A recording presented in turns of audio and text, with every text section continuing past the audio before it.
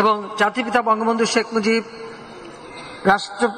রাষ্ট্রপতি সৈয়দ নজরুল ইসলাম, উপরাষ্ট্রপতি তাজউদ্দিন আহমেদ, প্রধানমন্ত্রী এবং মনসুর আলী কামরুজ্জামান সহ তারা মন্ত্রিপরিষদ গঠন করেন এবং সেখানেই স্বাধীনতার ঘোষণাপত্র পাঠ করা হয় এবং সেই ঘোষণাপত্রের উপরই আমাদের যুদ্ধ পরিচালনা করা হয়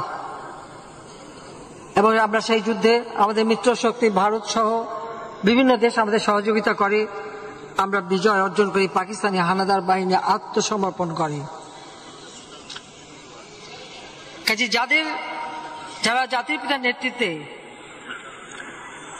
এই যুদ্ধ পরিচালনা করেছিলেন বা প্রথম গণপ্রজাতন্ত্রী বাংলাদেশ সরকারের মন্ত্রিসভায় ছিলেন, বেঁচে বেঁচে তাদেরকেই কিন্তু হত্যা করা হয়েছিল। প্রথমে রাষ্ট্রপতি জাতির পিতা বঙ্গবন্ধু